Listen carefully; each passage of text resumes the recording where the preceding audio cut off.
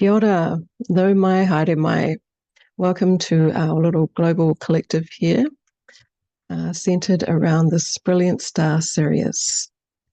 We have people from all over the globe with us today. We have me down here in New Zealand, and Tuija, who's right up in Lapland, and everywhere in between. So warmly welcome to everyone who's joined us today.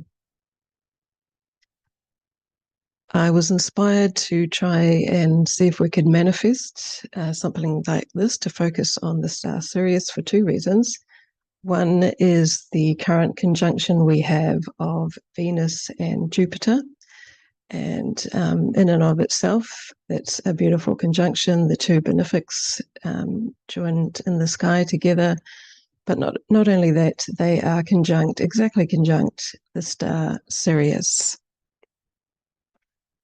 The exact conjunction will be in about 10 hours' time at 5:15 a.m. GMT or 5:15 p.m. here in New Zealand, which would be a great time to meditate. The second reason for the inspiration was the keynote of freedom. Freedom is associated with the star Sirius. It says to emanate. It's a quality or a concept associated with Sirius. So this is another concept that I love.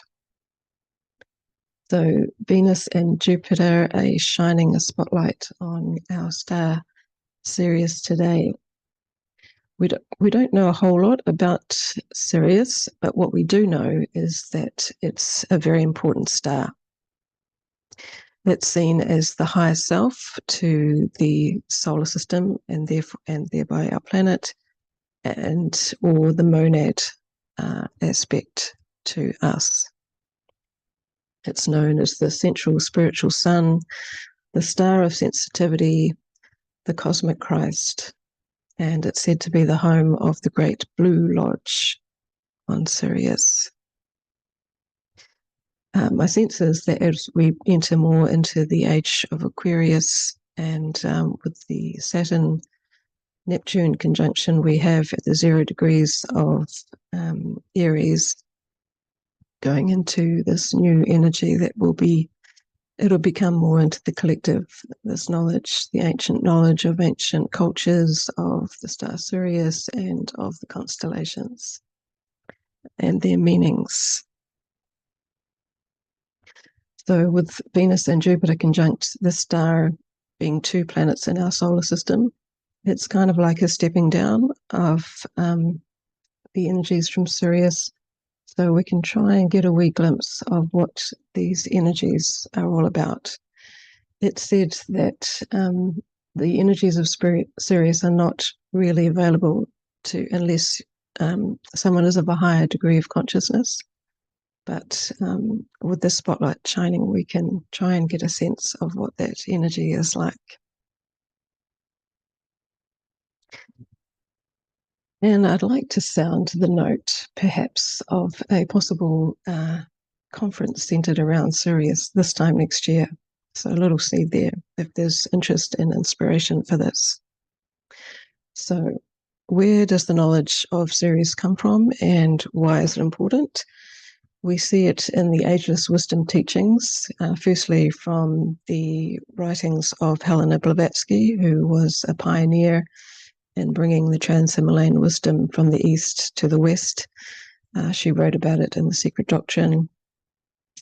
Alice Bailey, in her writings, there's many mentions of Sirius and the importance of it, and it's said to be the home of love wisdom, where it emanates from.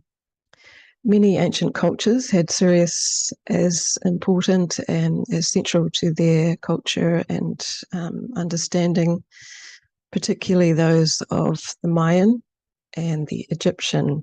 Both of these cultures centered Sirius around their calendar and their knowledge of the world. The new year began when Sirius rose with the sun, or the heliacal rising, in these cultures, in both the Mayan and Egyptian. In Egypt, Sirius was seen as the goddess Isis, synonymous with her, and it coincided with the flooding of the Nile. So Sirius was invisible for some time in what's known as the Duat, and at that time the land was in drought, and when Sirius rose, the Nile was flooded again, and there was abundance and fertility and regeneration to the land. We can see on one of the slides coming up the symbol for Sirius, the hieroglyph for Sirius. And if you have it there, Michael.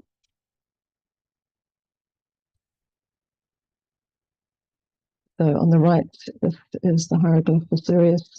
So the large triangle represents Osiris, the half moon represents Isis, and the star represents Horus, their child.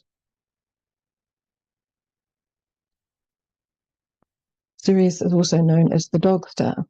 This is because it is placed in the Canis Major constellation, Canis, another name for dog.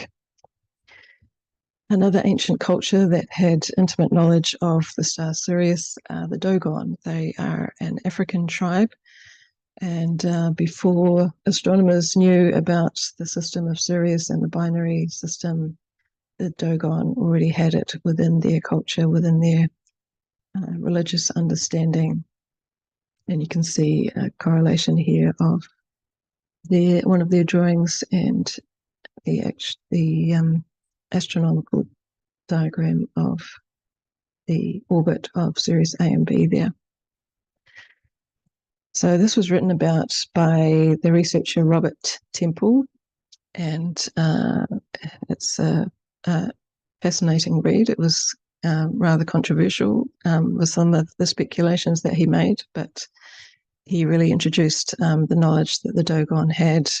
This knowledge was passed on to some French anthropologists, and he picked up the knowledge and explored it in his book, The Sirius Mystery. Some of the symbols and aspects mentioned are the number 50, which is the time it takes for Sirius B to orbit Sirius A, the ratio pi, the planet Mercury, and Anubis is mentioned in there as well.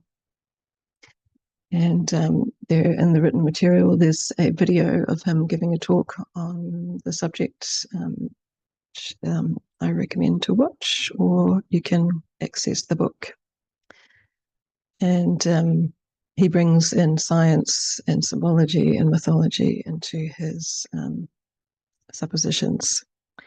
And some of them emphasize the aspect of ratio. And another book I would highly recommend is by Dane Rudger. It's called The Magic of Tone and the Art of Music. And he explores this aspect of ratio, the relation between things, the numbers that represent that, and the meaning behind that. He talks about the meaning of geometry and arithmetic. It's a fascinating read, one of my top 10 books. Here in New Zealand, we have Sirius is called Hine Takurua. She was one of the wives of the sun, and I think we have a slide there, yep.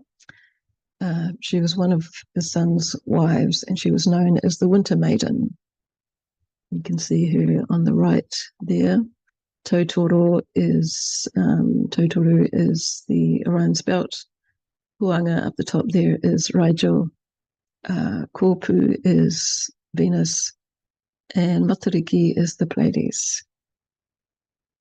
There was the Winter Maiden of Hine Takurua, and Hine Romati was the Summer Maiden, and these were known as the two wives of the sun, Tamanui Te Rā. So do we see any aspects of Sirius in the culture? Well, there was a composer called Karl-Heinz Stockhausen, and he claimed that he was from Sirius, and one of his pieces of music, his composition is called Sirius, and it's a very interesting piece of music. So I recommend to listen to that. He was a rather eccentric character, the one on the left there. And he's known to be the father of electric music. In the middle there, we have Sirius Black. He featured in the Harry Potter trilogy, and similar symbology in the Sirius Black's character could be linked to the star Sirius. He was able to turn himself into a dog, referencing the dog star. He was seen as a bad character. He was imprisoned, but he managed to escape from prison. So a connection to freedom there. He had tattoos, one of which is very similar to the ancient symbol for Sirius, which you'll see in the written material. And Elon Musk is a more contemporary character who relates to Sirius. He has his Mercury exactly conjunct Sirius. So he will be getting strongly influenced by the current Venus-Jupiter conjunction, which would be sitting on his Mercury. He's also perhaps perceived as a bad character by some, with some of his attitudes or his actions in the world. But he certainly has a connection to the theme of freedom, and he's very open about his prominence and importance he places on freedom of speech. And there's often a strong sense of freedom, rebelliousness, individualism with people that have Sirius in their charts. And there is a symbol given in a treatise on cosmic fire that is a description of a symbol of Sirius. And I thought I would put this into an AI generator and see what it came up with. And I thought this was a very evocative image that it produced that describes the symbol that is given to us.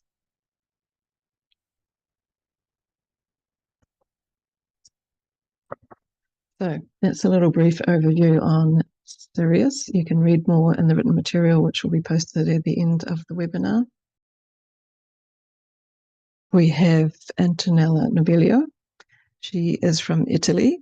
She is a long-time astrologer and esotericist. She's delved deep into the esoteric mysteries and knowledge. And she has this amazing framework with her work with the planetary system. It's a bit beyond my comprehension, but absolutely fascinating, which she has generated through her brilliant mind.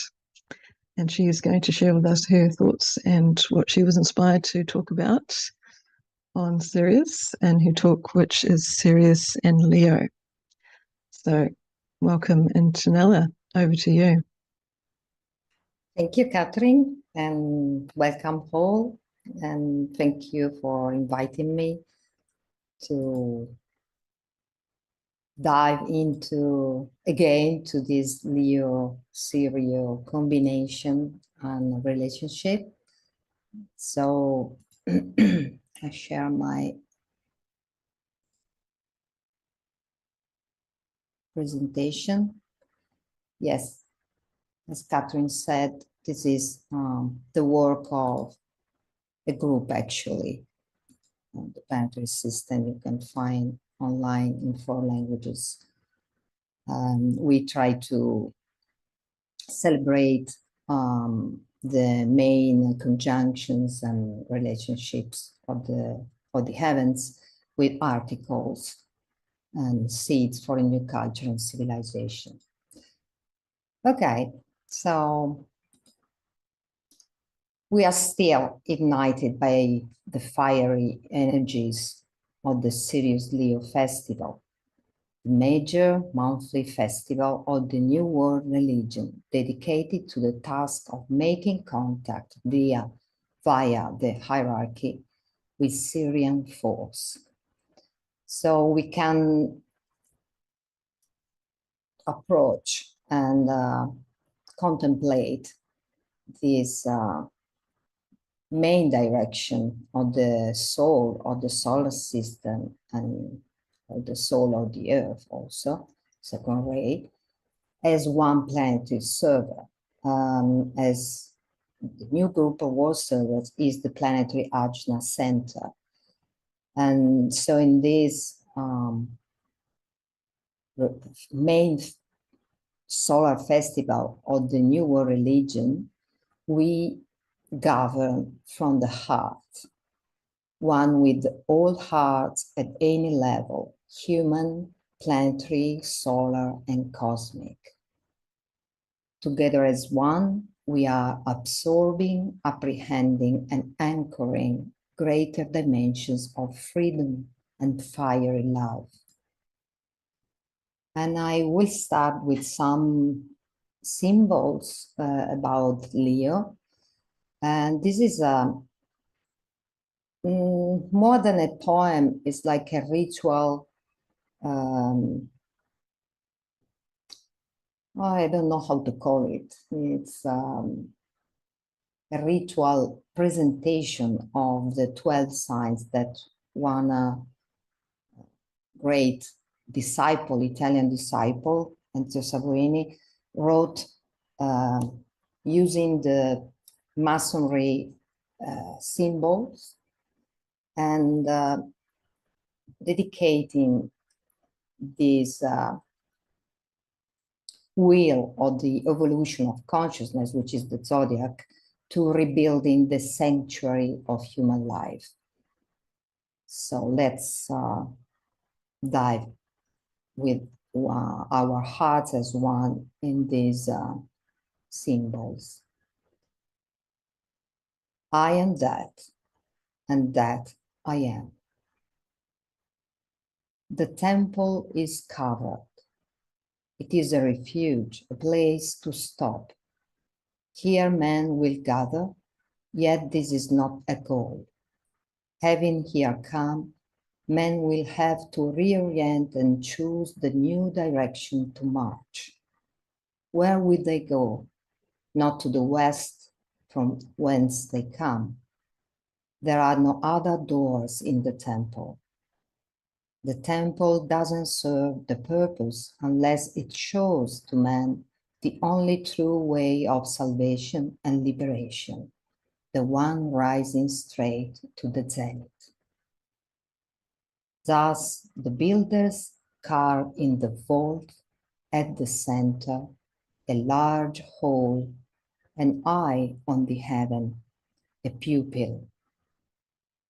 Very high and central, it is the peak of the work and the crown of the temple. It is a lantern and the true exit door, consecrated to the Almighty. It is a void, a supreme compass mark.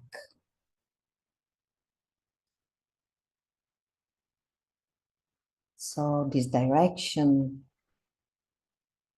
throughout all the hearts till Sirius.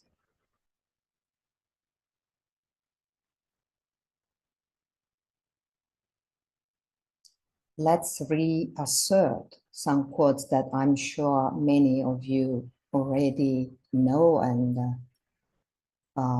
love. But just to put these main keynotes in order. And let's begin with Sirius as the cosmic governor of Leo. August, which is ruled by Leo, is the month of the dog star, or of Sirius, which thus brings Sirius into close relation to Leo. Leo, in the cosmic sense, and apart from our solar system altogether, is ruled by Sirius. Sirius is the home of that greater lodge to which our fifth initiation admits a man and to which it brings him as a humble disciple. Later, when the New World religion is founded and is working, we shall find that the major monthly festival in August, held at the time of the full moon, will be dedicated to the task of making contact via the hierarchy with Sirian force. So I have written an essay of a long essay about the order of Orion, making a hypothesis of the higher zodiac beyond the 12 signs zodiac. That decay indicates that is made of 10 sections. So, and instead of the ecliptic with the 12 signs, I have brought this galactic plane, so the monadic plane, while the ecliptic is the soul plane, pertaining to consciousness evolution, while the galactic plane is related to the monadic cosmic reality or being or consciousness, if we like. And if we observe and divide this monadic plane in 10 sections, the sections where Leo is, we find exactly Sirius with the Canis Major or dog, the major dog. So we can also infer that also for the other constellations, or at least for the future 10 constellations, there is also a cosmic logos, a cosmic being that could be related to this logoi related to the 12 signs. So that's just a hint. We are going probably to translate from Italian this document in the next future. But up to now, I thought it was important to see that also from an astronomical point of view, there is this relationship, cosmic relationship to Leo and Sirius. Another cosmic relationship of Sirius Leo is with the planet Jupiter, second ray, as we know. Sirius virtues or free influences are concentrated in Regulus, the star called the heart of Leo, again the heart. Its influences reach the center of the planetary heart hierarchy through the second ray planet Jupiter. So this triple interplay works powerfully throughout the solar system, especially upon humanity. So these days conjunction of Jupiter and Venus, which we know is the solar Sirius, it's Isis, is so beautiful and good that we are talking and we are contemplating together this mystery, this deep relationship between all the hearts at all levels. And Jupiter will be in Leo next year, so let's prepare.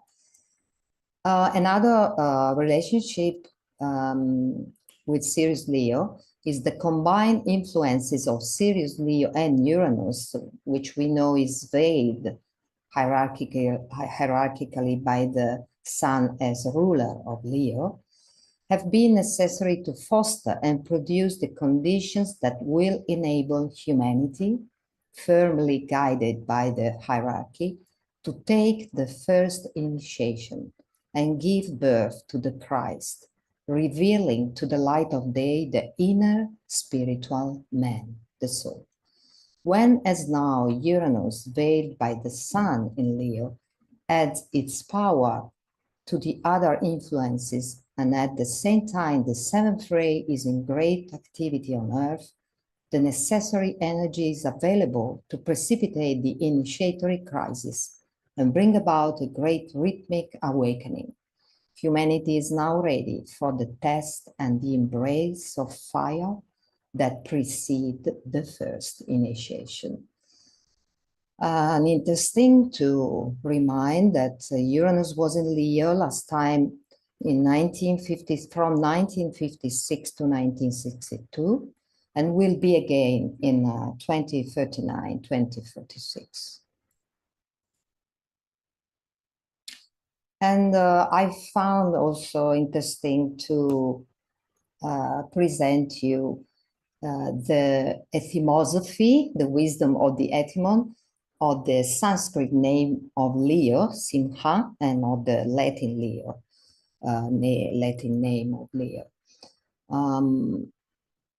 These are part of the ongoing course of astrology, as we call it, the wisdom of the stars that TPS is presenting this year online, just to celebrate the 12 archetypes that, as the case says, whose mysteries will be revealed by the Christ for the New World religion. So this is, Leo is one of the 12 archetypes or mysteries that will be guiding the New World religion. So Simha, two of its synonyms are Pankasha, 5 faces, the 5 faces of Shiva and the 5 Buddhas, and Hari, the Lord, he who carries here the 5 faces, which refers to Narayana, generally a name for Vishnu or Krishna, but also for Brahma, the Jivatman, the individual soul, the vital principle. The 5th sign is the Putrasthana, or the house of the sun, according to the rules of Hindu and Western astrology. The abode of the self, as the 5th house is, of the Christ principle. Leo is the sign of the sun, and the sun is a symbol of the sun, the Christ, as well as of the Antichrist as the demon of the sun, the self-centered personality. These quotes are taken from Subaru, the theosophist. And Leo, from the Latin Leo, lion, Indo-European root lu, expressing the idea of noise and therefore of roaring, and the color red, from which derived the Sanskrit root to make noise, to roar, rauti, to roar, the Greek lion, and roktos, roar, crash. The Latin ruber, reddish, and the English red have the same etymology. Let's think of the lords of flame related to the first creative hierarchy of Leo. The Latin, it therefore expresses the idea of a fiery will, red will, to express sound and light. Such is the creative force of the solar fire Agni and of the individual soul, the solar angel, attested on the 5th higher mental plane. Another keynote of Sirius is Sirius as the sun's primary and our cosmic hierarchy. The system of the Sirian logos is on the cosmic mental plane. So we can think that on the monadic plane, there is the monadic essence of Sirius, as also of our solar logos as one of this triangle in the circle which represent the cosmic logos. And from that cosmic logos, a ray is projected on the cosmic mental plane and forms the causal body of Sirius, but also of our solar logos and other 6 other solar logoi. So the sun, Sirius, is the source of logoic manas and was the agent which produced the first flicker of consciousness. Our logos loses not his identity, even though he forms part of the consciousness of the logos of Sirius. So possibly as one triangle in this circle. In his turn, the Syrian Logos forms one of the 7 grand heavenly men who are the centers in the body of one of whom not may be said. The Syrian Logos is to our solar Logos what the human ego is to the personality, as Catherine said, the higher self. The consciousness of the cosmic mental plane is the logoic goal of attainment for the solar Logos, which we know uses 12 hierarchies related for our 4th human hierarchy to the 12 signs, and manifests itself on the astral cosmic plane and mainly on the cosmic physical plane. 5 hierarchy manifest for us and 7 manifest hierarchies. The rod of initiation wielded by the Logos of the solar system is called the sevenfold flaming fire. It was confided to our Logos by the Lord of Sirius and sent to our system from that radiant sun. This rod of power is used at the initiation of the 7 heavenly men on cosmic levels. So, a stream of energy coming from the sun Sirius, this enters directly into the hierarchy, our planetary heart, and carries with it the principle of buddhi, of cosmic love. This, in a mysterious way, is the principle found at the heart of every atom. The energy of Sirius bypasses Shambhala and is focused in the hierarchy. The entire work of the Great White Lodge is controlled from Sirius. The ashrams are subjected to its cyclic inflow.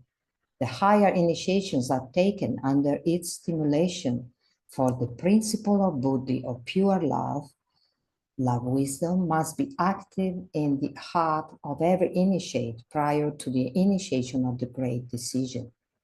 This Syrian influence wasn't recognized, and little of it was definitely focused in the hierarchy until Christ came and revealed the love of God to humanity. He is the expression par excellence of a Syrian initiation, and it is to that high place he will eventually go. So we can say that intelligent love from Sirius is the golden path to cosmic fire. Sirius, intelligent magnet of love, presidium of our cosmic heart, cosmic Isis in the service of the celestial Osiris, Orion, drives the many to the central one. Sirius, Osiris, and Horus, Aldebaran, and Pleiades, which are on the ecliptic of the 12 signs of the zodiac. So these main influence from the main 2 origins, Osiris, Orion, and Isis, Sirius, are really like a dyad, monadic dyad, that gives the force to the bulb to incarnate the word into the 12 knives of the round table of the zodiac. Sirius is the divine ray, second ray, of the great cosmic Christ, Orion. Sirius, Orion. From Blavatsky, Sirius in Egyptian Sotis, the dog star, the star worshipped in Egypt and reverenced by the occultists. By the former, because its heliacal rising with the sun, Sirius rising with the sun, was a sign of the beneficent inundation of the Nile, and by the latter, because it is mysteriously associated with Thoth Hermes, god of wisdom, and Mercury in another form. Thus, Sotis Sirius had and still has a mystic and direct influence over the whole living heaven, and is connected with almost every god and goddess. So this heliacal rising at that time was at the time of their solstice, around 21st of July. Now the heliacal rising is in another date that we are going to see later. So from Blavatsky again, it was Isis in the heaven and called Isis Sotis, for Isis was in the constellation of the dog, as is declared on her monuments. The soul of Osiris was believed to reside in a personage who walks with great steps in front of Sotis, scepter in hand and a whip upon his shoulder. Sirius is also Anubis and is directly connected with the ring Pasmi knot. It is moreover identical with Mitra, the Persian mystery god, and with Horus and even Hathor, called sometimes the goddess Sotis. Being connected with the pyramid, Sirius was therefore connected with the initiations which took place in it. A temple to Sirius Sotis once existed within the great temple of Dendera, as we have seen. To sum up, all religions are not derived from Sirius the dog star, but Sirius Sotis is certainly found in connection with every religion of antiquity. So the heliacal rising of Sirius at the 45th parallel north, that is the one of New York, Turin in Italy and other cities or places around all the 45th parallel, for example, currently occurs around mid-August. Because it's invisible to our eyes from half May to half August, because it's during the day, is present in our heaven, and the rays and the light of the sun hinders us to see it. And the heliacal rising means the first time in the year that a star becomes visible on the horizon of the night sky before the sun rises. Sirius is concealed by the rays of the daytime sun starting in May Taurus. In the dark light of the night, we therefore celebrate its annual reappearance under the auspices of Leo as a reappearance in the hearts of the great master of cosmic love. Similarly, the heliacal rising of Sirius is the distribution via the spiritual circle of the Earth's horizon, personality, of the combined Sirius Sun energy, monad, Sirius, soul, sun. And look at this, as it is called, the winter triangle between Sirius, the big dog, and Procyon, or the little dog, and Betelgeuse, the main star of Orion. And in the center of this winter triangle or asterism, we find the unicorn, the one eye of the initiate related to Capricorn and initiation. And another astronomical important note. Between the zodiacal constellation of the Bow and of the Twins, here the Bow, here the Twins, the arm of Orion, is in yellow, sustains the galactic anticenter, that is the symmetrical alter ego of the galactic center.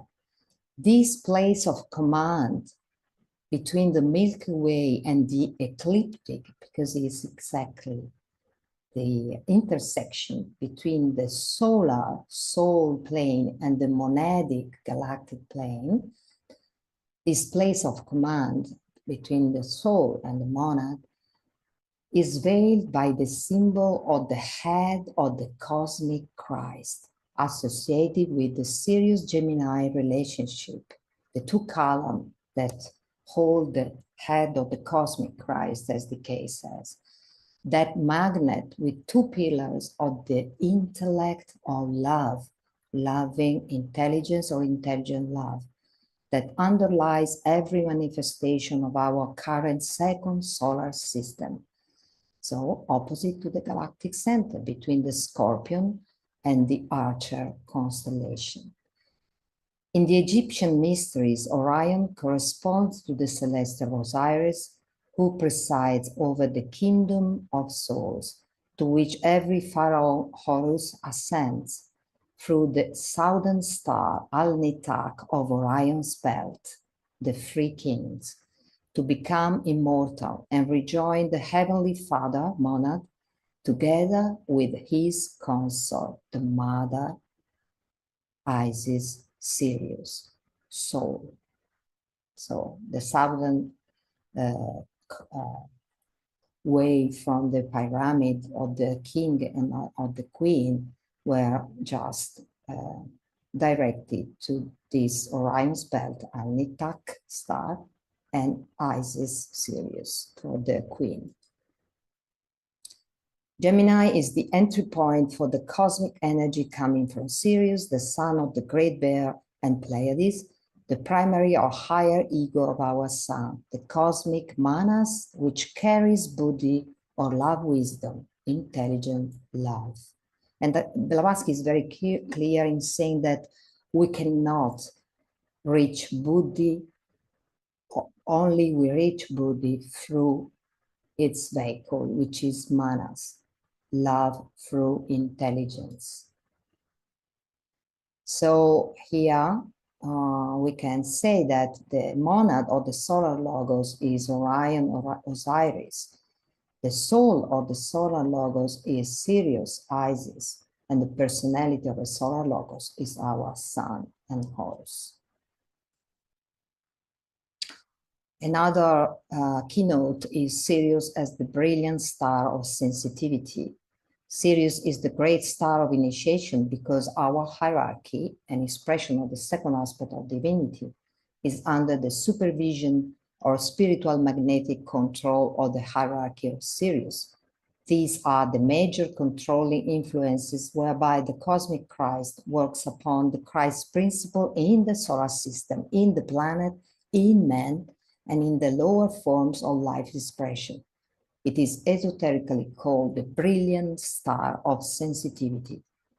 Our solar system is one in which sensitivity to contact is the dominant quality.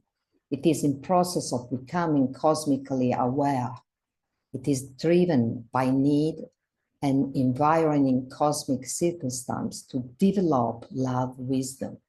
And both these words are descriptive and expressive of the consciousness aspect. Love is response to contact, and this in the human being means understanding, inclusiveness, and identification. Third aspect, inclusiveness. Second aspect, identification. First aspect of this love wisdom. Wisdom connotes skill in action as the result of developed love and the light of understanding. It is awareness of requirements and ability to bring together into a fused relationship the need and that which will meet it. Service is which we know is the energy, main energy, or the opposite sign to Leo, which is Aquarius. Service is essentially a scientific mode of expressing love wisdom.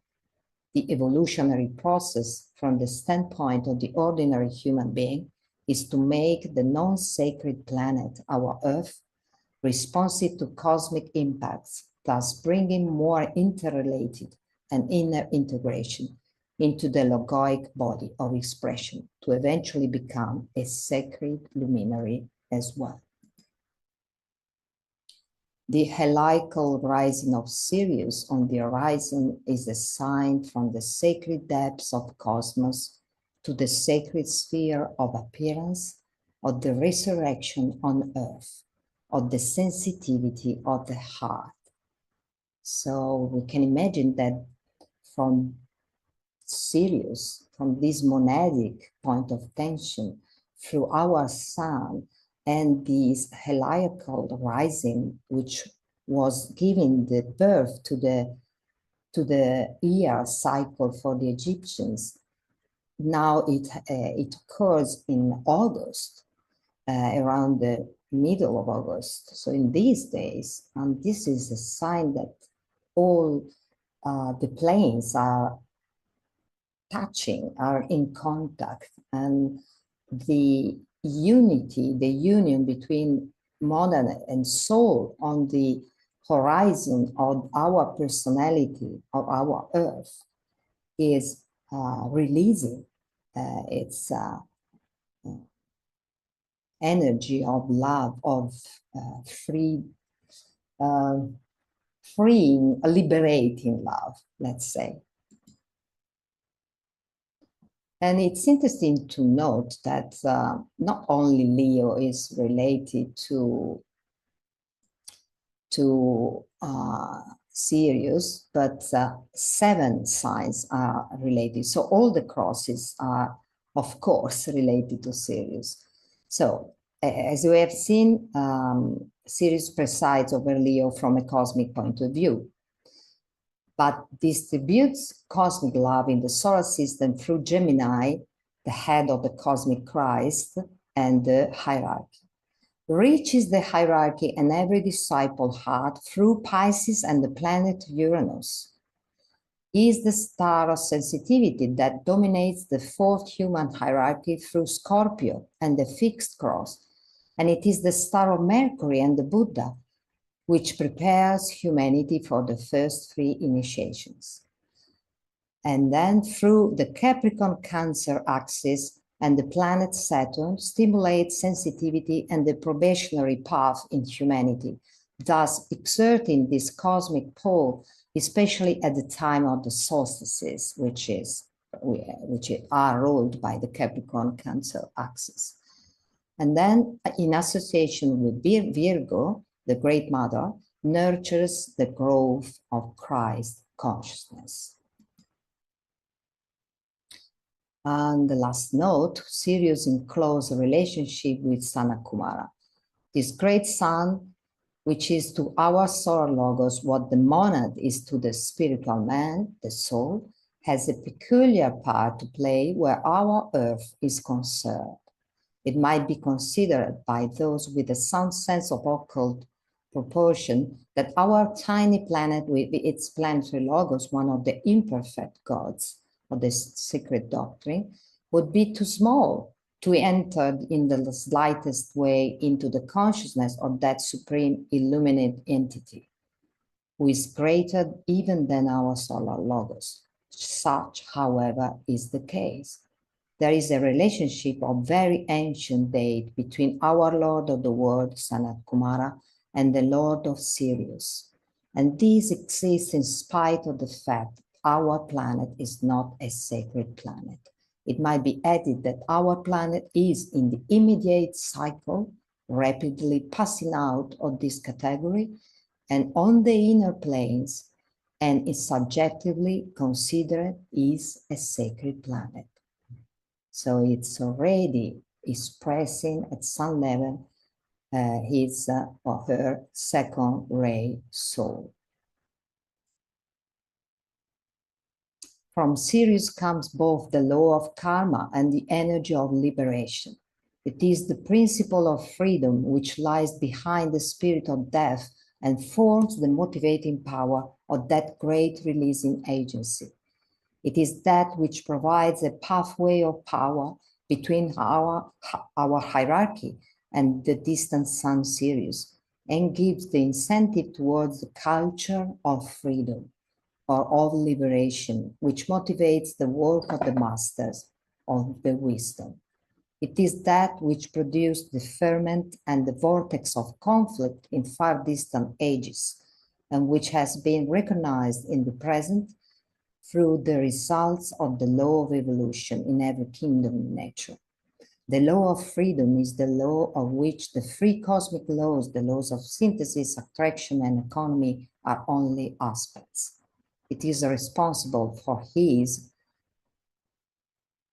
referred to Sanakumara, the custodian of the will of the Great White Lodge of Sirius, being known as the Great Sacrifice, for under the control of this law of liberation, he created our planetary life and all that is within and upon it, in order to learn to yield this law with full understanding, in full consciousness, and yet at the same time to bring release to the myriad forms of his creation. So freedom comes to Sirius. May the will of the heart restore the plan of liberation on the blue planet. And we see the union with our cosmic magnet with an affirmation of the fire of the heart. The union of fire shines at the summit. The heart of the sun is one with Sirius. All rises high to the sun of suns. The golden work united we are, and shines your sun in every heart. O Master, help us to do your work. And the sun of suns shines to the everlasting song of the great labor.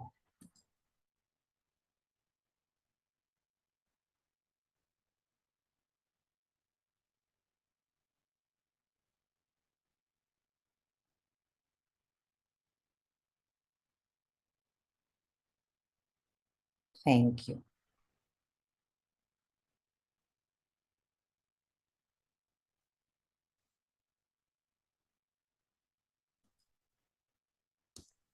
Wow. Thank you, Antonella, for setting such a high quality note and bringing all of that information together in such a beautiful, rich way. I'm so grateful that you were able to share with us today. Thank you so much. Our next speaker is potentially Tuija. Tuija's been traveling today, so she's had a busy day, but if she would like to join us and share her inspiration of Sirius, you're welcome. Tuija is a long-time esotericist, and she does the wonderful services on the full and new moons each month. And I would call her a symbologist. She has studied many symbologies, mythologies, and brings that into her expression. So over to you. Welcome, Tuija. Thank you so much. First, I tried to share the screen. And yes, I have been traveling above the Arctic Circle today and traveling through half of the Finland, or more than half of the Finland. And we were going around the clock in the car. And so I just put in while Antoinette, Antonella, you were talking, and thank you so much about this. It was fantastic, as Catherine was saying, and it so rich that one has to really take few slides and contemplate, because it was like a traveling through whole cosmos and the evolution of Sirius. So it was really great, as always. So anyway, I'm sorry, we were just arriving here. It's a little bit cold. It's my father's summer cottage, which didn't have any lock. So I had to climb to the balcony in order to get into the house. And so it was rather ordeal to get here and get the computer going and have the links via my mobile and so forth. But everything seems to work, which is great. I think that Walter will speak about the astrology, and we will see that amazing chart that we have for this full moon. And it's a lot of contemplating upon that as well. Yeah, we were thinking, I was asking from people that if any of you remember such a full moon ever, because everything, how it is linked, what planets are linked, the conjunctions, and everything is such a thing, and the emphasis with the Mercury and with Pluto, Mars, Saturn, Neptune. Oh yes, and then the Venus Jupiter conjunction. I'm sorry, with Sirius. So certainly you will talk about that. So I was just quickly gathering together. So these are nothing in order. I have not been thinking about this. I have not been able to prepare anything. So forgive me. But let us just look about Sirius. And Sirius was in Egyptian mythology, Isis. When we think about Isis and Sirius, we think about the solar angels. The mystery which is revealed slowly through karma, and as you know, from Sirius, there is flows the energy of what we say law of karma, which is actually the law of freedom. So for some amazing cosmically related reason, Sirius is for us something to be looked further, to be connected to these secrets, these mysteries of the soul, which are hiding the freedom. We talk about karma and we talk about then Saturn, but we should look further. There's such a deep, mystical, mysterious relationship between our solar system and between the Sirian system. And the old humanity from the earlier solar system who reached that level of evolution, they went further to gain more education, to become solar angels in the Sirian system.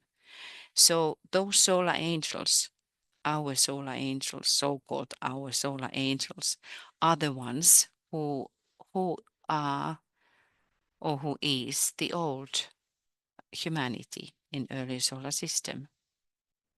And that relationship about the karma which is behind everybody is revealed via this plan, which has been, well, we can say, which was contemplated or which was established in Sirius. So Sirius is always bringing us into the process of initiation. All of those trials, when we study any of the myths, so there was in Egyptian myths constantly some battles, constantly something was going on between the gods and different tests. So Isis was the only one who was able to reveal the name of God, Ra, or Re, Ammon. And that whole story is telling about the growth of the spirit. So with if we think about the zodiac, we know what is the monadic point, which was revealed by Master DK in some of his papers given to the disciples. So the point opposite of the sun, which is the earth, is representing in this life, in that particular life, the point of monad. But when we look where Sirius is, we can think about really the evolution or growth, the spirit in matter on or in this system. It is telling about the evolution of the cosmic fire, how man becomes divine. So this is the basic thought behind, we think, anything related to Sirius, how this system is brought up to the higher states of sacredness, the holy states. It's said that Sirius makes mundane holy. Look where you have Sirius in your chart. It is what it is, 14 degrees at the moment. Is it? I think so. In Cancer. So in which house you find Cancer, you can think about how this process, because Sirius also relates us with rituals, and now we have Sirius with Jupiter, which is a great ritualistic, or we can say ceremonialists, because the ritualistic could be thought that it's Uranus. So how something become holy. I'm just giving like this kind of thought. In Egypt, in their mythology, the gods were illustrated the way as we see here, that they had all kinds of things on the top of their head. They were animal figures which had the human body. And like here, it's the boat of Ra, how the ark was going over the sky during the day, and it had different stages. When it was going to the west and it was sinking there into the west, it was the battle with the darkness by Ra, and every night he had to battle in order to rise again if he were risen. And that is indicating about the power of the sun in our lives, that the sun makes us to go over and over again those points of crises, and it is then looked, are we going to win those trials? So we say, Sirius, Isis, the queen of the night, our beauteous guiding light, rising within our hearts.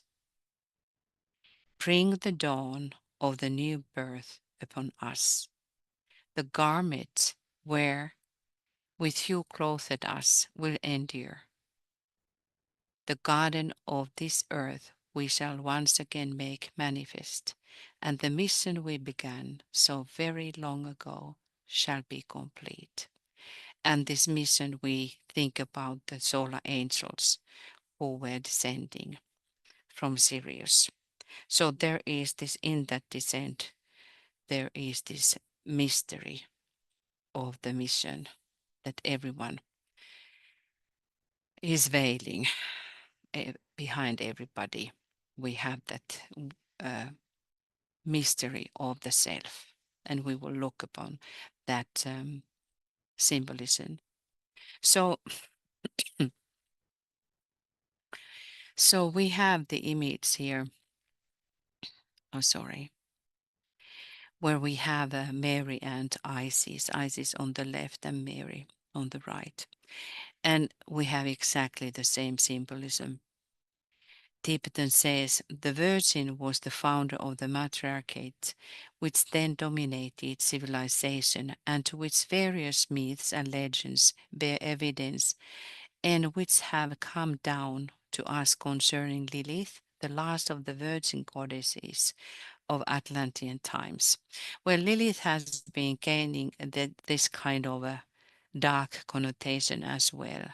And there is something about that when we think about the Kundalini power, which we very often relate to sex and how it is the how it has to be purified. The sexual power in animal kingdom, in human kingdom, is the thing that has to be overcome with wisdom, which Sirius is giving to understand. And the whole line from Sirius to our earth is about serpent line, which is related to this serpent or matter, but it is basically related the mysteries of the sexual powers.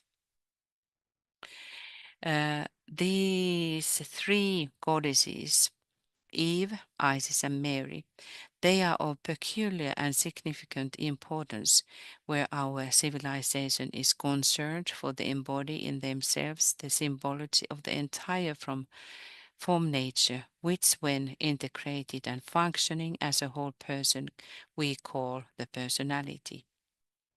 This personality is, as far as humanity is concerned, the developed and qualified expression of the third aspect of divinity, that of God, the Holy Spirit, the active, intelligent, and nurturing principle of the universe. This aspect we shall study in Leo and see there the unfoldment of that self-conscious entity and personality, which in Virgo becomes the mother of the Christ child. Eve is the symbol of the mental nature and of the mind of man, attracted by the lure of knowledge to be gained through the experience of incarnation. Eve therefore took the apple of knowledge from the serpent or matter and started the long human undertaking of experiment, experience, and expression, which was initiated from the mental angle in our Aryan times. Isis stands for this same expression down on the emotional and astral plane. Eve has no child in her arms. The germ of the Christ life is as yet too small to make its presence felt. The involutionary process is yet too close. But in Isis, the midway point is reached.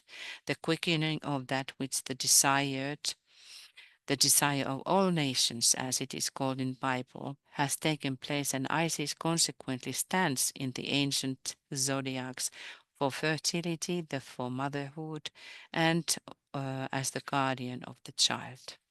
Mary carries the process down to the plane or place of incarnation, the physical plane, and there gives the birth to Christ child. In these three virgins and three mothers of the Christ, you have history of the formation and of function of the three aspects of the personality through which the Christ must find expression. So here we are relating Isis to that mother aspect.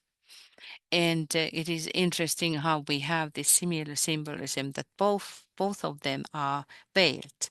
So what do we mean when any entity is veiled? Is about that it is veiled in the matter. So the divinity is veiled in the matter. Let us look something interesting of Nephthys and Isis. They are the sisters, and a little bit about their symbolism. And here we have Nephthys, which is on the left, and Isis on the right. They have certain symbols, and Nephthys very often has this like a urn, and I've talked a little bit about that urn. And Isis the throne, is one of her symbols. So Nephthys in the Greek form of Nepthed or Nephet, meaning lady of the house.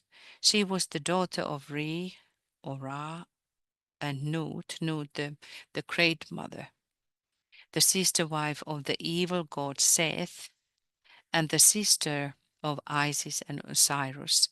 She was also the mother of Anubis, the jackal-headed god of embalming. So Anubis can be related to Pluto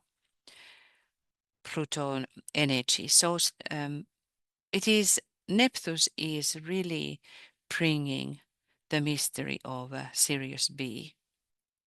Isis is the Sirius A and Nephthys is Sirius B, because you know that the Sirius is the binary, is it called the double star? So Sirius B was called the announcer. So she comes first, announcer.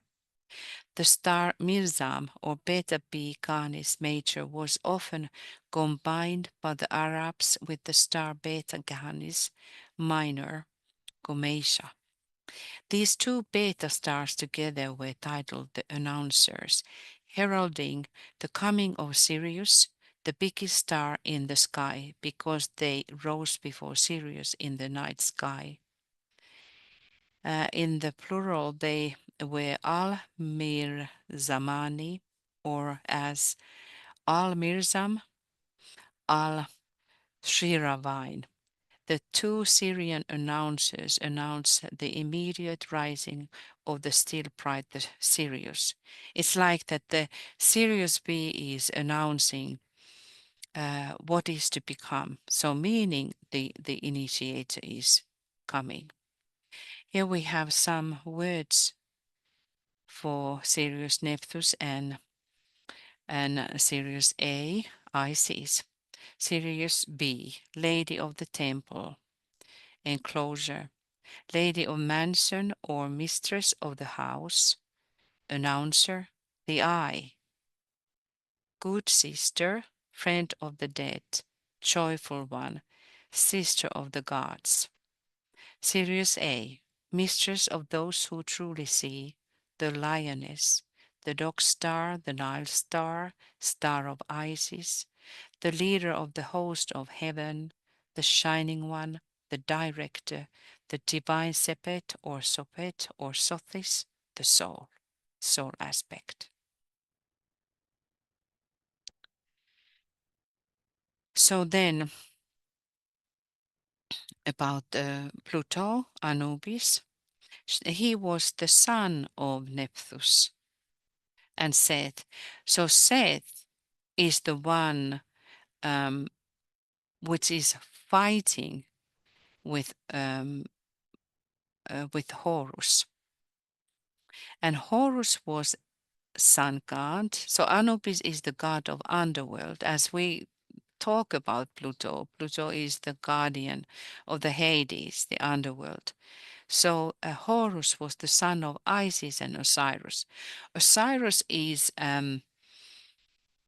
what we could think about, and that is interesting, the aspect of personality.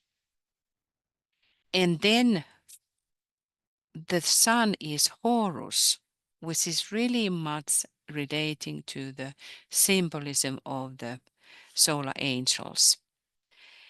By this fight, the Set, which is also one of the brothers, they were always fighting with Horus, and Horus is losing his eye. Now, Sirius B, Nephthys, is called the eye. So in the battle of this evil, Horus is losing his left eye and has this right eye. So he becomes one-eyed. And as we know from the teaching that the one-eyed means the giant, the one who has been gaining the inner powers, the way that the eye is singled. And that's why it is not seeing anymore the double world. It's not seeing the duality. It's just seeing how it is in the spirit. So Nephthys is a goddess who gives the power to see that which is hidden by moonlight. Interesting. The power to see that which is hidden by moonlight. What does this mean?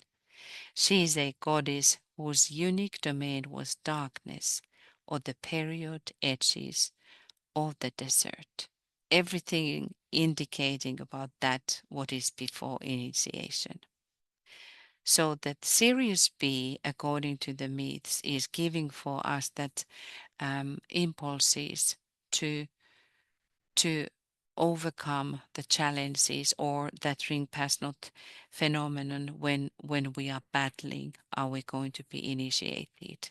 So the sister B, Nephthys, comes first, and the eye is appearing. So the eye is always appearing. Do I have it here? Do you see above Osiris there is the eye? And there are many eyes. The eye appears before the initiation. And I should have been taking that image. Let me see, do I have that image there where, if you remember the weighing of the heart, yes, I have here. The weighing of the heart is that process of actually after death, but this whole story here is so zodiacal that the scale here is related to Libra, where we are making the decision which way we are going. Then we have Anubis here, the Pluto, starting the process of bringing from below all this what has to be transformed, what has to be faced. We have but yes, do you see here baboon of the on the scale? So baboon was the first disciple, and why it was called the first disciple was that because he was the one who was treating the sun the first, and he is the guardian of the gate.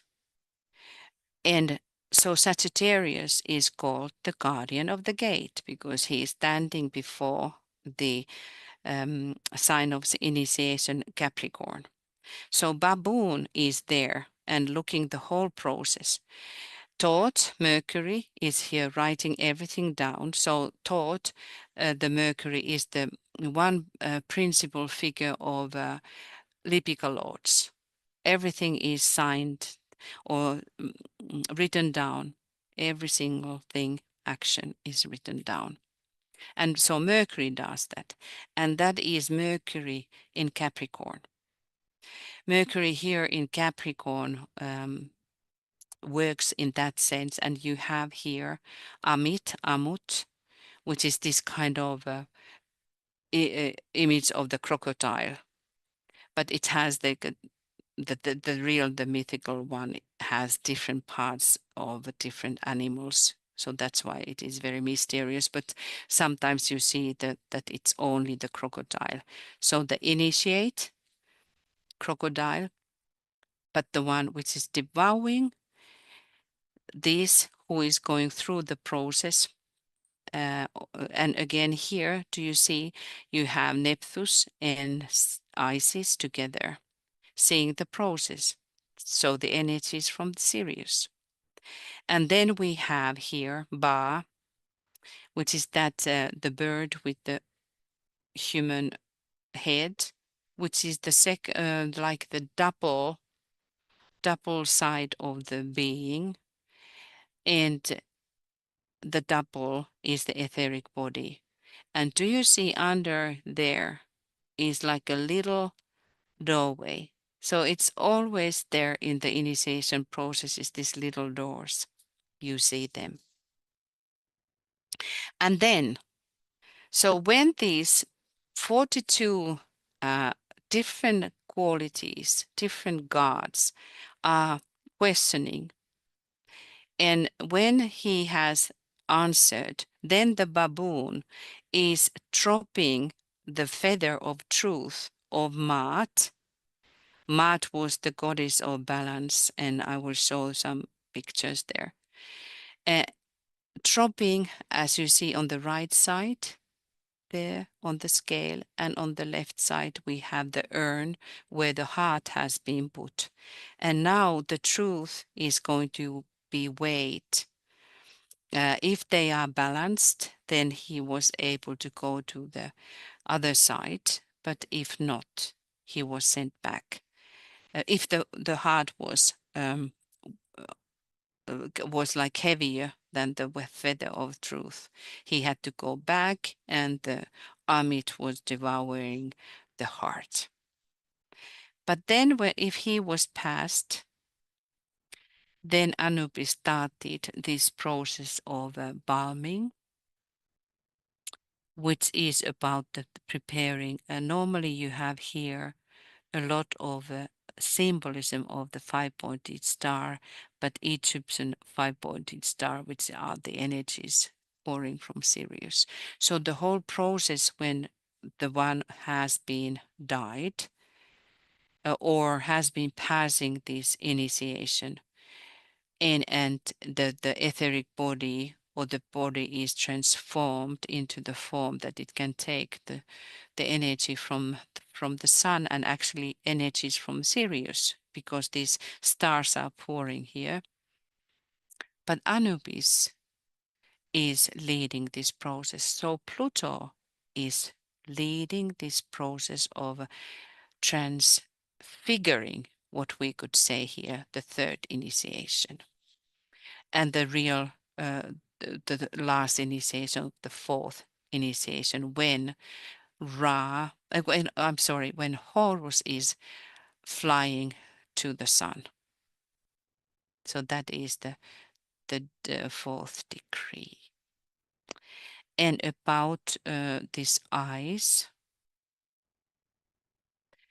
the eye, Sirius B, is appearing, but it is also sometimes indicating the eye of Horus, which can see beyond from this level. And you have seen these Egyptian eyes, and these are not actually those. There are these three tiers of different parts of the process, which is the last one is the tier of joy. One is tier of hatred and hope, and then joy is the last one. So there are these four etheric planes. I'm not going to go that.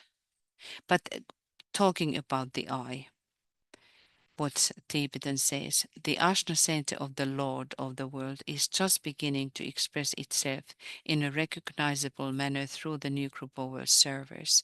This intermediate group between the hierarchy and humanity is a carrier of the energy which makes the plan possible, the plan of which the hierarchy is the custodian. This plan implements the purpose, and later, when the new group of world servers is organized and is recognized as a living organism, it will definitely receive energy from Shambhala in a direct reception via the hierarchy. In that whole process, when we are studying these myths, so Sirius is all the time involved, even though we are not knowing about that. So Sirius be very much and starting the process. So just few words, I'm going to finish soon, but when we were talking about this symbolism, there we have Nepthys. Nepthys had very close relationship with the Serapis. which is one of his incarnations, the Egyptian. He is very often symbolized, the symbolism of Capricorn.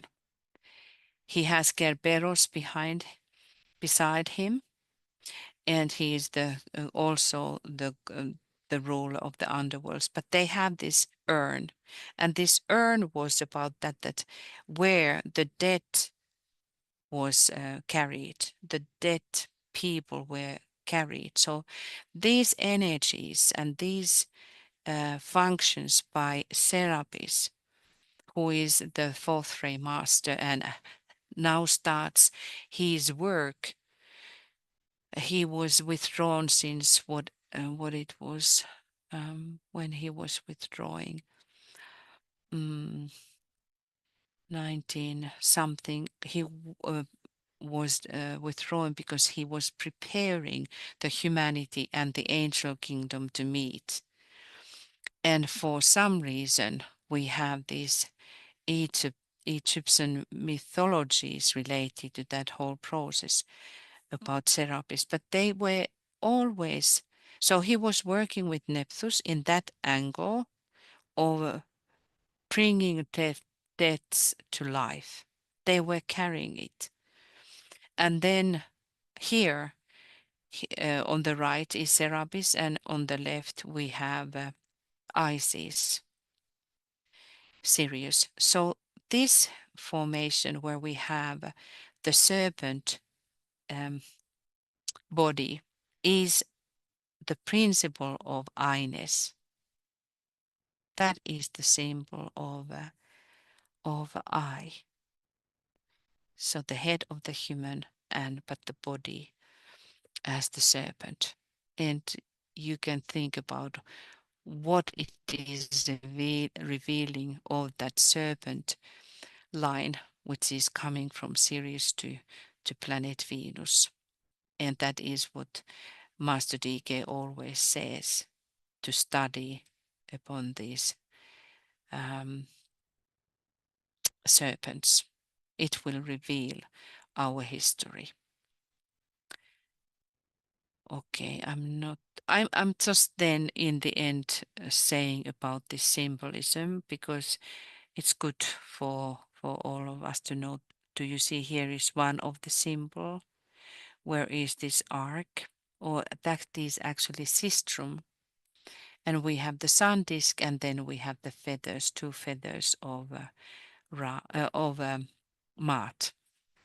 The Maat, which is the goddess of balance, the harmonious life, and meaning the Egyptians were under the fourth ray, and somehow it has to be related to the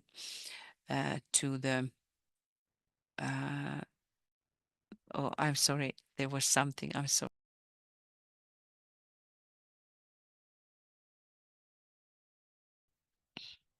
So we are here with Christina, and she was asking, can she look the images? Yes, you can. So the symbolism that the wings, they were very important in Egypt, and it is telling about the harmonious, balanced life, and in that sense related to the Buddhic for us, the real air, that in order to really fly, which means that in order to go beyond the mundane, we need to live a balanced life. We cannot fly with one wing. And so don't mix these two goddesses. This is Maat. I'm sorry, I didn't have time to correct this. So this is Maat, who has the feather of truth upon her head. So think about that you have feather here on the top of your head. How difficult it is to keep that really balanced. So it has to be so that one is living so pure and balanced life. And Maat was behind these. Maat was given, the goddess Maat was giving these laws. But Isis very often is illustrated the same way, but as you see, there is the throne of initiation on the top of her head. So they are the different functions of Isis and then Sirius, what she was doing. Here we have the horn and the sun disk, where she is like in the final stage of her function, so that she is behind the sun, and also the energies of Taurus are related to that whole thing. And you know that the Apis master Serapis, the Egyptians, or the god Serapis, because he was in one point as famous as Jesus was in the area of the East. But he was very, very famous in those times in Egypt, and was having followers, thousands of followers. And there are in many of those relics his images. What has been written about him, who knows, about the library of Alexandria. It is said that the Vatican have those books, that then when it was burned, that those books were somewhat rescued and brought to Rome, and now they would be stored in Vatican. We should get to know that. So that was about the symbolism, but one thing about what we may not think about Isis is that she has this kind of sistrum, the thing which is giving rhythm and sound. So this sound again is so much related to the fourth ray. And that's why I'm thinking her relationship to fourth ray. Serapis Bey, the Master Serapis on the fourth ray, now coming forth this time. Actually, it is said that this year the fourth ray is starting to pour in, but Isis has this sistrum giving the rhythm. So there is something related to Sirius about the rhythm of life, the timing of life, and then also of the magic. She was very magical, and she was using the serpent power in order to gain the name of Ra, the real name of Ra. Isis is revealing about us the real name of ourselves. In that sense, related to true I-ness, what we were already looking here. The face and the serpent figure is the symbol of I in the mythology. So, I think, dear friends, I am. Oh, one thing, most important. Sun, as we know, is the power in this solar system. And there is this Gefera power, which is related to Isis, which is the real transformer. Everything where we see the serpent coming out from the forehead. I tried to find some image, but you have seen that we call Raus or Reus. And that is about the Gefera power. Don't I have any of the images of that? But you have seen that how the serpent comes out from the forehead. That is signifying about this process of complete metamorphosis, and that power comes from the sun. And Isis was the one who was bringing it forth. let us finish here. It is, sorry, I'm taking this away.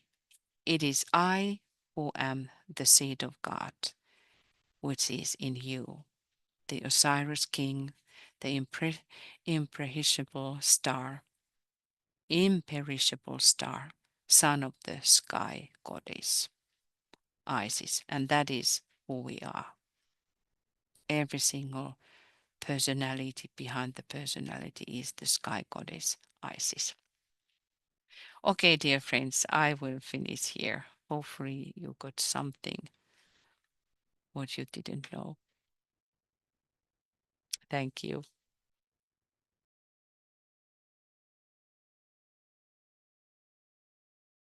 Walter is a heart-centered astrologer and esotericist who's been studying for many years as well. He's an exuberant Sagittarius, and he has the type of mind that can create an astrology program, so which you can download for free online. The information will be in the document that you'll receive. So yeah, welcome, Walter, and look forward to what you have to offer us today. Over to you. Yes, thank you, Catherine, for that introduction. And of course, thanks to all of you and the previous speakers and all of you for being here today. So yes, let me share my screen. And so yes, let's get serious about Sirius. And we'll look at some things about in astrology as well as astronomy about Sirius. And yes, so to begin, let's look at the chart for right now. And you can see that this is here's the incredible astrology going on at this time and in the recent Leo full moon, where we've got all these different aspects, where there's like the grand trine from Pluto, Mars, and Uranus, and the Saturn-Neptune conjunction and Mercury, all forming a interesting, there's the grand trine, there's the mystic rectangle. Together they form like an envelope, which is also sometimes called like a cradle with a hood, because it has almost a grand sextile minus that one point in early Sagittarius. Or it even looks like a pyramid. The pyramid's upside down here, but it kind of looks like the base of a pyramid and the 4 points of that, which of course has important Egyptian symbology. And yes, our webinar here today is concentrated on the triple conjunction between Sirius, Venus, and Jupiter, which is notable because Jupiter is a sacred Ray 2 planet, which aligns with our Ray 2 solar system, and also Venus. Those are both benefic planets, and in classic astrology, where Venus is like the big sister to our planet Earth, just as Sirius is like the elder sibling to our sun. And so all that solar Ray 2 connected energy is all there at this time. And yes, so in a triple conjunction, when that happens in astrology, that's really can be divided into 3 separate individual conjunctions between the 3 components making it, where we have Venus conjunct Jupiter later in a few hours at 5:30 a.m. GMT. And then a few hours after that is when Venus exactly conjuncts Sirius. And then in a day or two, we have Jupiter conjunct Sirius.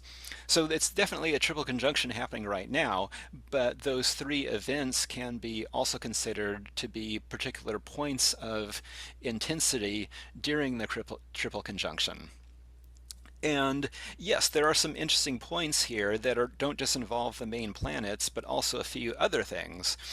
Like, for example, Uranus is conjunct Sedna, and so Sedna and Uranus are forming that peak of the pyramid or envelope. And Sedna is a strong dwarf planet that you can include in charts, and it has a connection with Gemini, because Sedna kind of has that half mortal, half divine duality, where Sedna went in, had the mortal part until she went into the sea and became a goddess. And it also relates to like the Gemini labor of Hercules taking on the world, where there was like Sedna taking on the responsibility of the sea. And so there's some important connections there. And Gemini is, of course, the Ray 2 sign. And so that is can modify or color the point of Uranus in the astrological configuration at this time. And then also Pluto is not just by itself, but is conjunct the star Altair. And Altair is the 12th brightest star, and Altair deals with confidence and courage. It gives that energy, so that's important with Pluto in early Aquarius at this time. And also an interesting thing is that the Venus-Jupiter-Sirius conjunction can really be considered a quadruple conjunction, because Sirius is the brightest star in the sky, and Canopus is the star Canopus is the second brightest star in the sky. And Canopus is basically always conjunct Sirius. So we've got the two brightest stars in the sky conjunct within like a degree or two. And Canopus has an important connection because Canopus deals with like religious reverence, knowledge and wisdom, and the process of transmuting or changing evil to good. So Canopus is a super powerful star, and basically it's kind of linked with Sirius, because whenever you deal with Sirius, you kind of deal with Canopus too, because they're conjunct. And so that's an important thing to be aware of with what's really a quadruple conjunction going on now. So yes, this astrology is super potent at this time, and it's been described, and basically it's hard to even imagine a chart more powerful. That's why, like Francis Donald said, this was the most strongest kind of full moon that he had seen, and really with everything in a position of power, it's hard to make up something more powerful than that, and that's really going on right now. And so I've theorized that since this is the year 2025 of the conclave, we don't know exactly when the conclave is. The blue books don't say exactly when the conclave is during the year. I mean, maybe it's at the equinox when the sun is Aries, maybe it's at Wesak. But given the strength of the Leo-Sirius full moon and of what's going on right now, one could at least theorize that it might be that the height of the conclave could be going on now. So just something to contemplate or consider. So yes, let's consider constellations. Sirius is again the brightest star in our night sky, and Sirius is currently located at 14 degrees Cancer and 25 minutes. That means that it's conjunct the sun about every July 5th, which is near the U.S. Independence Day, and that creates a significance that can be related to USA being a Ray 2 Sol country. And Sirius is in the constellation Canis Major. It's the dog star, and it's sometimes considered like Orion's hunting dog, where the major dog accompanies Orion through the zodiac. And because of these constellations, we have to realize that it's more than just a two-dimensional wheel chart that we deal with, but that fixed stars and constellations are 3D. They're often located far above or below the path of the ecliptic, or the sun's path around the celestial sphere. And so we really kind of have to think of 3D, or realize that many of these stars and constellational influences are outside of just our own solar influence or our own zodiac as defined by the sun's path. We kind of have to think more kind of cosmically to really attune with some of these energies. Like, for example, Sirius is located 40 degrees below the ecliptic. And so that means when the sun conjuncts Sirius, they're not like exactly right next to each other, but rather the Sirius is actually 40 degrees away from the sun, even when they're perfectly conjunct in the zodiac. And 40 degrees is a novile aspect. So when doing aspects in three-dimensional based on the full great circle distance on the celestial sphere and not just their 2D zodiac position, that means the Sun conjunct Sirius means Sun novile Sirius. And the novile aspect deals with karmic influences, spiritual growth, and kind of a sense of acceptance. So that's an energy to be aware of related to Sirius and its distance below the ecliptic. And so we can actually take a look at some constellations here. And here is a star globe in the Astrolog software. And here we can look at this and see that here are the various constellations.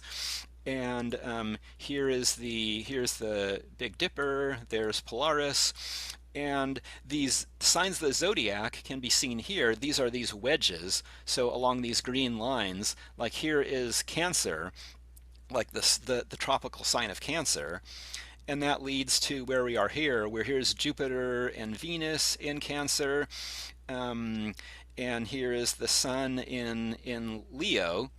And then for the conjunction going on, our triple conjunction, here's Canis Major, and here is Sirius in Canis Major. And you can see that in mid-Cancer is where all three of these are lined up. And if we look a little further south in the celestial sphere, you can see here's really all four of them: Jupiter, Venus, Sirius, and Canopus, the two brightest stars in the sky, with the two brightest planets in the sky. So we've got a double brightness going on here with the two brightest planets and the two brightest stars all conjunct at this time. And then of course here is the sign Leo, which should be distinguished from the constellation Leo. The constellation Leo is right here. And you can see they don't quite overlap just due to the irregularly sized constellations and precession of the equinoxes, which can offset them from each other. And so it's good to be aware that the just what they mean by the Sun is the constellation Leo versus the sign Leo. And right now the Sun is in both the constellation Leo and the sign Leo at the same time. Okay, so yes, those are some constellations. And yes, and so now so you might have wondered that if Sirius is in the middle of Cancer, why is it so associated with Leo?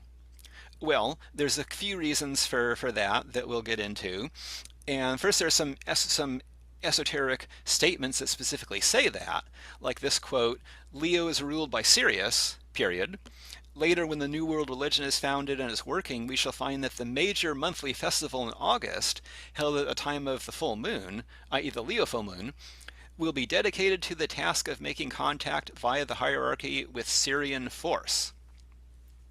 And yes, also Leo is important because it's very much aligned with the Sun, because it's ruled by the Sun on all three levels: exoteric, esoteric, and hierarchical. Of course, with the Sun veiling Neptune and Uranus on the higher levels. And of course that Sirius is the elder sibling of our own Sun. And of course there are some other connections to Sirius in the zodiac. Like there's another quote that talks about how Scorpio is under the influence or inflowing energy of Sirius. So another way to consider this influence of Sirius in your chart is not just look at like 14 Cancer in your chart and see what things are conjunct there, but also Scorpio placements can be related to Sirius. And like, for example, for me in my own chart, I have a Scorpio Sun, and Sirius is on my descendant opposite my ascendant. And of course, each person can look at the house placement and of things in Scorpio and Sirius, and of course, definitely Leo is of course the most strongest connection. And then, of course, another influence of Sirius is esoteric astrology talks about how the influences of Sirius are focused in the star Regulus, which is frequently called the heart of the lion. Now, Regulus is another point that can be looked at, and right now Regulus is at 0 degrees Virgo, and that's right here. Here's Regulus. Regulus is one of the 4 royal stars, a star that's very much on the path of the ecliptic. And so the sun goes, right basically over Regulus, and you can see Regulus is right here on the sign Leo, the constellation Leo, even though it's actually left the sign Leo and has just entered Virgo now. And so another thing you can do is look at the very early Virgo placement for a connection with Regulus, and by extension, a connection with Sirius. So yes, another important connection between Sirius and Leo is related to the heliacal rising, and that means not just when is Sirius conjunct the sun along the zodiac, but on a local horizon view, when does Sirius rise at the same time as the sun, and which allows Sirius to finally be visible after, because when the sun is conjunct Sirius, you can't see it, but once they start separating, eventually Sirius will rise like before the sun, and then you can start seeing Sirius again. So the visibility of Sirius was very important spiritually, and it aligned with certain timings, such as the flooding of the Nile in Egypt. And so there's important connections there. And because Sirius is below the ecliptic by a significant amount, that means that Sirius can rise at the same time as the sun, even though they're at different zodiac locations. And the time when Sirius rises the same time as the sun, the heliacal rising, is different in different locations on the world. Like here in Seattle, it's on August 8th when they rise together. And that sometimes creates what you might see like on Facebook or things like the 8/8 Lionsgate portal, things like that. But of course, it's important to realize that that differs based on locations of the world.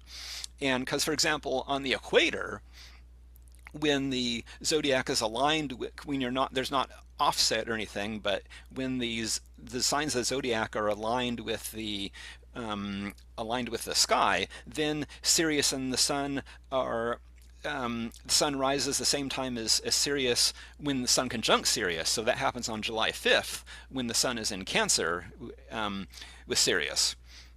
And in the southern hemisphere, where Sirius is even more visible, it happens earlier. Like, for example, in Auckland, New Zealand, it's more like closer to June 3rd when they rise together, back when the sun is in Gemini. And so it's important just to realize that the different locations on the Earth, like, for example, it's more on the northern latitudes, such as Egypt or North America or Europe, where you kind of get that Leo rising with Sirius, but on other times you can get different rising times, or even times where if you're far enough north, since Sirius is located south, Sirius may not be visible at all. Like above 73 degrees north latitude, Sirius never rises anytime throughout the whole year because it's just too far south. And similarly, the reverse is true in the southern hemisphere, deep far into the southern hemisphere, where Sirius is always above the horizon and never sets. So to compare a little bit, when like Kilpisjärvi in Finland is 69 degrees north, so you can still see Sirius occasionally, but just for a few weeks out of the year. So yes, Sirius rising. And of course, this example here, this image here, this is a local horizon chart in Astrolog, where the horizontal line here is the horizon, and you can see the directions at the top, northeast, southwest, and the blue lines are the lines of the tropical zodiac signs. So that's what the sign boundaries. And you can see here that here's Cancer, Sirius is in the middle of Cancer, and the sun is in the middle of Leo here on August 8th, and you can see that they're both rising at the same time. Okay, so yes, let's take in consideration of Sirius B, where Sirius is again a double star or a binary star. And Sirius is a large, intense star. It's like twice the diameter of our sun. And Sirius is bright white compared to the more yellowish of our sun. And so you can see that the reflection of Sirius's more exalted spiritual state. While Sirius B is much smaller, it's a white dwarf, which means it's like a dead star after it burned its fuel long ago. And so basically Sirius B is similar to the moon. In other words, Sirius B is to Sirius A as our moon is to Earth. So just like we had left the moon chain and went to Earth, Earth, and Moon's like a dead world. Sirius B is like a white dwarf star that's expended all its fuel and is relatively dead compared to Sirius A. And so yes, Sirius B you can see is a lot smaller. Sirius B is only the size of the Earth. Even though that Sirius B is very massive, even though it's still small as like a star core, it's like things weigh 350,000 times more on the surface of Sirius B. That means if you weigh 100 pounds on Earth, then you weigh 3.5 million pounds if you're on the surface of Sirius B. So even though that it's like seeming like a quote unquote dead star, it still has a lot of potency to it. And so yes, Sirius B orbits Sirius A just like planets orbit the sun, and it has a 50-year, almost exactly 50-year orbit cycle. And it has an elliptical orbit, but on average, Sirius B is like about at the orbit of Saturn for a distance from Sirius A. And yeah, and so right now it is near the maximum elongation from Sirius, so it's most visible away from Sirius as opposed to conjunct Sirius. And this suggests that there's like an analogous to new and full moon events from a Sirius standpoint of view. In other words, we on Earth, we have important spiritual events when the moon is full and the moon is new, and presumably on Sirius, there's a more exalted cycle going on based on when Sirius B is conjunct or not conjunct. And of course, with the 50-year cycle, which that suggests is it might be related to the conclave timing. Like, why is the conclave at, 1925, 2025, 2125, and so on? That could be related to the cycles on Sirius and how Sirius B orbits Sirius. So just something to consider. And so yes, we do have the connections or different ways of looking at important events, like again, moons connecting with Earth. And of course, I like to consider planetary moons in astrology, like how Jupiter's moons connect or conjunct with Jupiter. So there's moons over planets. And another thing that I've been researching is exoplanets, and how when exoplanets pass over their star, that can be astrologically significant too. And then finally, so not just moons over planets and planets over stars, but with Sirius B and Sirius A, we have cycles of stars conjuncting stars or stars circling stars. And so that's like again, a truly exalted cycle that we can really contemplate, even though it's probably way over our heads, and spiritually on levels we can't conceive of. But still, it is important to realize that 50-year Sirius and Sirius B cycle. And then one other thing is that there have been hypotheses or projection or considerations of, is there a Sirius C, where some claim to have seen it, or that does it exist? And maybe a Sirius C exists, like a third star, but if it does, it doesn't exist physically, or there's been no evidence of finding any other star or white dwarf or anything like that in the Sirius system. That doesn't mean it doesn't exist, because it could be like Vulcan, which also doesn't have any physical evidence for existing, but so there may be a third influence in the Sirius system, and especially given kind of Sirius's triple influence, but at least it doesn't exist physically, but we can track Sirius B at this time with our telescopes. So yeah, another thing to consider about Sirius is how Sirius changes over time. And stars aren't just totally fixed in the sky, but they slowly drift over time, and not just due to precession of the equinoxes. In other words, stars drift in different directions over time, over thousands of years. And like this example here on this image, you can see what the Big Dipper looked like 50,000 years ago, how it looks today, and how it will look 50,000 years from now. So the stars are moving around. And so yes, it's important to realize that Sirius is not just moving, but Sirius is also getting closer to the Earth. And so its influence is increasing. And in 60,000 years from now is when Sirius will be at its closest point to Earth. And another point is that Sirius is drifting through the sky, and very interesting that Sirius is south, but it's drifting further south, and that in 65,000 years from now, Sirius will be the South Pole star.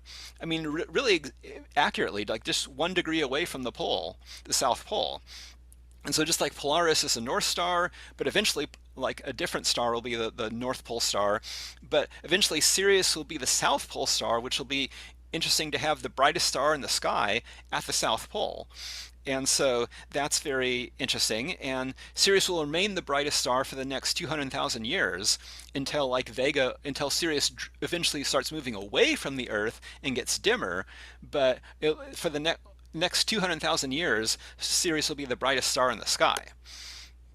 And so, yes, those interesting things happening in around 65,000 years from now, where Sirius is super close to Earth, super bright, and at the South Pole, it makes us wonder like what will happen in 65,000 years from now. And I'm wondering if that's sort of like the culmination of our world period on Earth before we go to the next globe in the round, like in the 7th root race, when maybe we'll all be, humanity will have initiated to some degree. It's very interesting. So of what will be happening in the future. Things are interesting happening now, but definitely something in the future, 65,000 years from now, with respect to Sirius, as we continually align with it, or our solar system continually aligns with Sirius. So yeah, another thing about stars is that we know that planets have glyphs in our astrology charts, and the thing is that stars do too. And this image, this one in the middle here for Sirius, we've seen a few times today in the presentations, but we can see that many other stars also have glyphs, and some of them are pictured here. And the Sirius glyph, there's been the Sirius hieroglyph was mentioned, where it's related to Osiris, Isis, and Horus. And I'm not sure exactly what these glyphs or the origins behind them, but at least these are some glyphs that are used for various bright stars. And yes, and back to the three-dimensional view of our celestial sphere beyond just the 2D wheel chart, or even the 3D globe of the celestial sphere, is to realize what you can almost consider like a fourth dimension and recognize distances, where Sirius is actually one of the closest stars to our sun, and it's getting closer. Sirius is about 8 light years away. In contrast, the Big Dipper, the 7 stars of the Great Bear, are 80 light years away. And then the pole star, the North Pole star, as well as the Pleiades, are even farther away. They're 440 light years away. And so it's a way to, here's one more demonstration that I'd like to make, and this is another astrolog chart which is able to plot the stars in 3-dimensional space. And here you can see the Big Dipper and the 7 stars of it, and we can like look around at other parts of space. And here is a very brief look at the sun, and here's our sun in the middle here, the red point, and you can see Sirius is super close to the sun right there, and here you can see some of the other nearby stars. There's Sirius, and this basically allows us to explore what you might say, visualize the potential body of the one about whom not may be said, that includes multiple star systems as centers in its exalted body. And so if we look up here at the Big Dipper, we can fly toward it, and you can see that the Big Dipper only looks like a dipper from Earth at this time, but you can see here's the Big Dipper, and you can see that the endpoint stars, Dubhe and Al-Qaid, are farther away on average than the middle stars. And so, and then back here, back at our sun, we can look in there to see that blue star up here is Polaris, which is quite a bit farther away than the Big Dipper. And again, Sirius is this blue star that is right next to our sun, figuratively speaking. And then the Pleiades are quite a bit distance here. You can see them off here in that's that blue point off in the distance, where off in Gemini. And if we fly way over here to the Pleiades, see this cluster of stars, these are the sisters of the Pleiades, and Alcyone is the brightest star. And there we are looking back at the